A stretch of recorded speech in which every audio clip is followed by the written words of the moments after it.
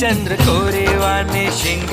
खट्ट पाषाणाच अंग पानासमये ग येती वर गुल्हालाची माती पानासमये ग येती वर गुल्हालाची माती हत्तीवाणी हिरग त्यांच्या उरात ढगली शर्यत लागली रामा शर्यत लागली शर्यत लागली रामा शर्यत लागली